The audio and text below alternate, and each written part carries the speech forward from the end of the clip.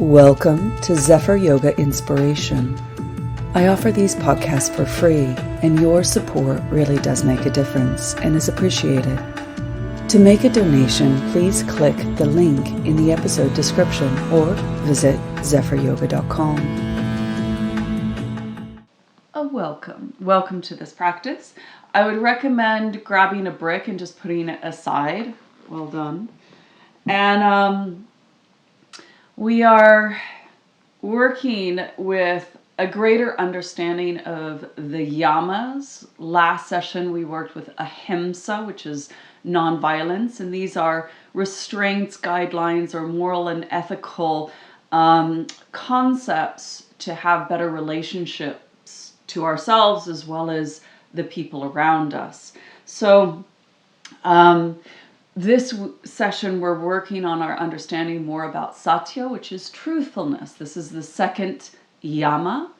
And this is an ability to be truthful, honest, transparent in our words, our thoughts, and our actions. So Satya is said to be a self-restraint in taking responsibility and accountability in honestly, as truthful as we can, noticing what is motivating us to have relationships, to communicate to ourselves and other people.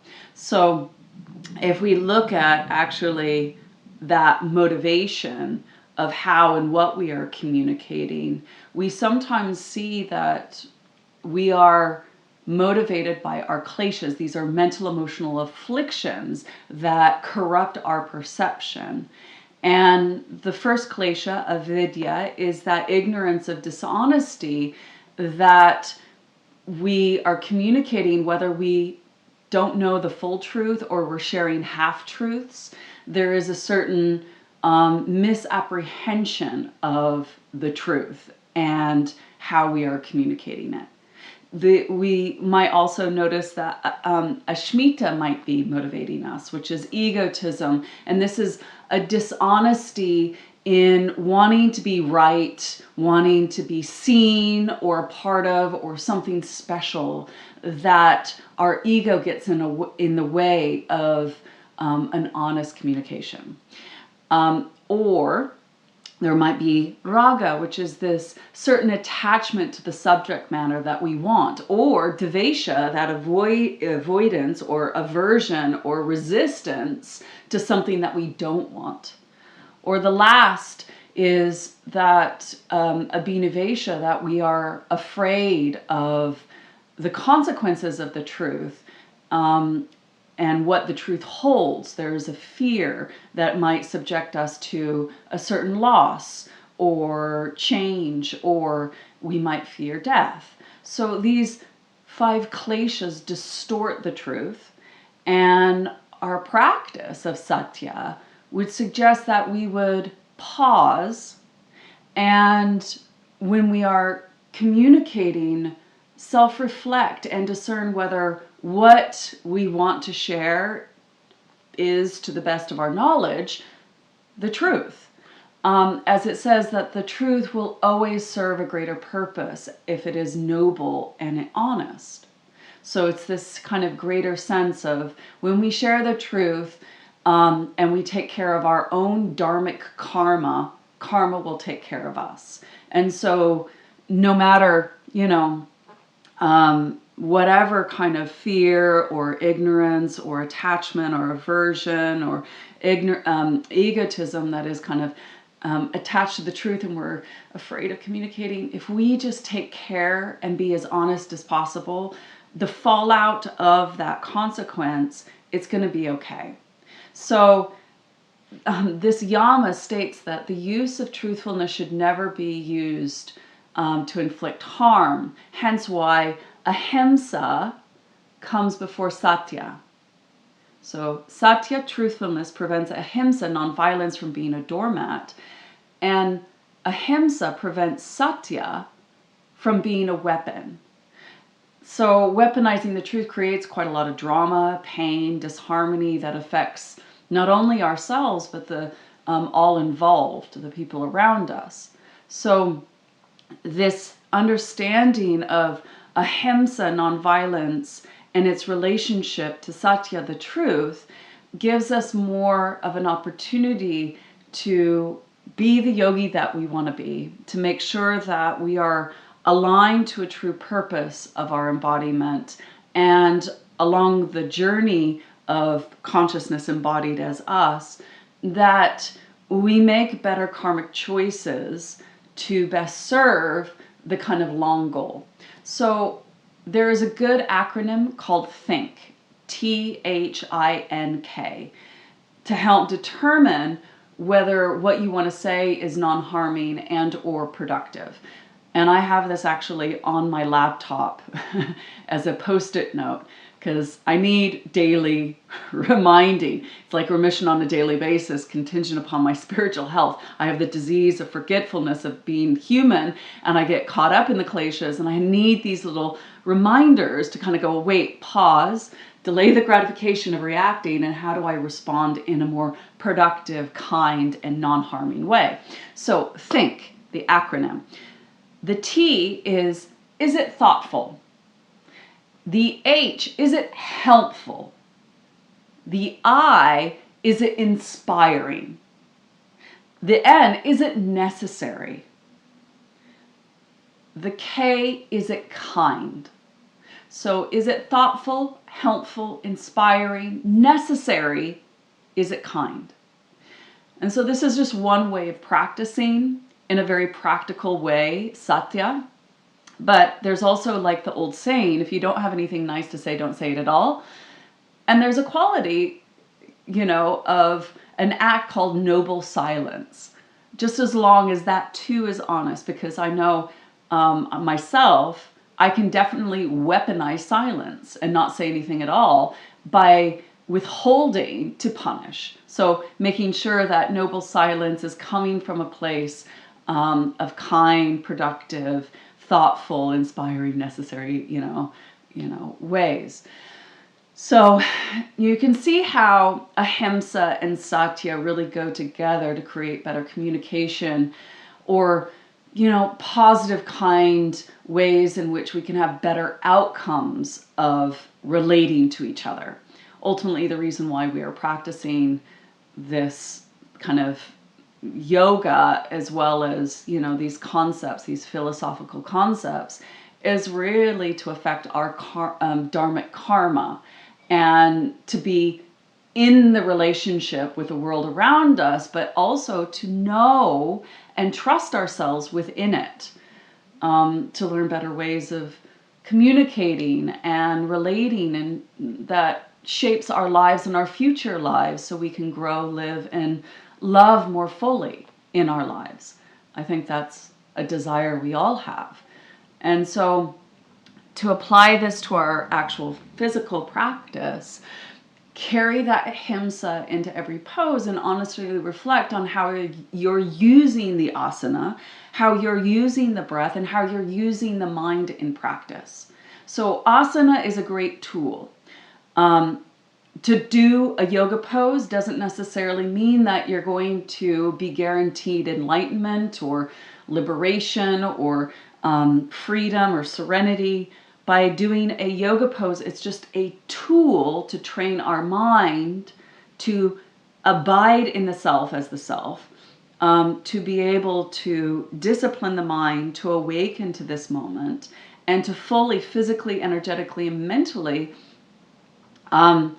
become more aware of not just who you are, but what you are, and trying to seek to see the truthfulness of your nature. So it's said that your true nature is said to be joyous, loving, and always free.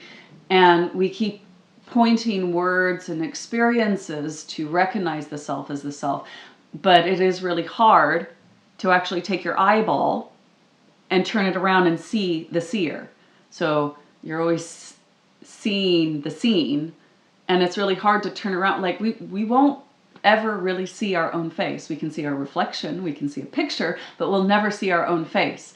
And we're always yearning to actually see ourselves as ourselves.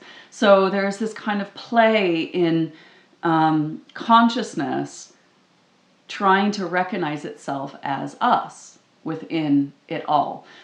So as we practice today, a humble letting go into what is, a remaining open, curious, and willing to be truthful and see what arises as an opportunity to practice this Satya, this truthfulness, this honesty, this way in which we are transparent in our practice and acknowledging our humanity, because we'll wake up and feeling very tamasic and very depressed and lacking in luster, or we feel really rajasic and we kind of want to jump out of our skin and run away, or we feel very sattvic where we're able to sit quite contently. Every day it stirs up this new human experience and we get an opportunity to practice. So the idea of every time you practice, we set an intention. And what is that intention? To create more harmony, balance, more fulfillment, more contentment, more freedom from the klesha that is gripping us, that pulls us into suffering.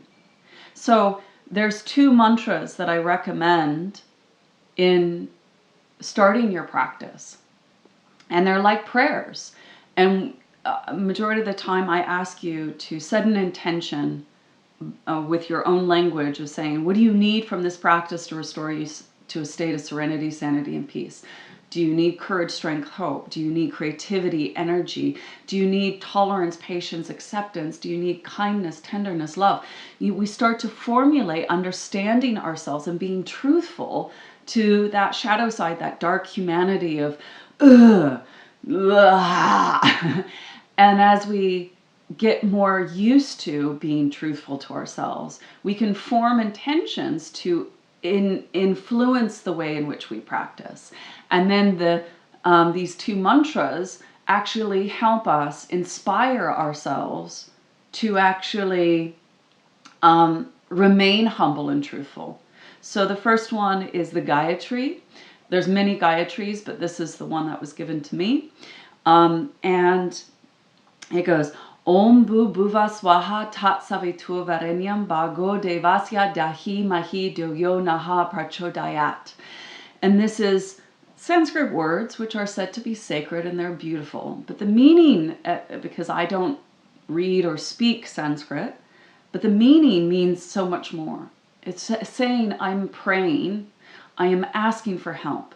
Earth, ether, cosmos, let the most divine light guide my thoughts, my intellect, and my intuition. And in that way, there's that kind of humility of like, how human am I? I need help.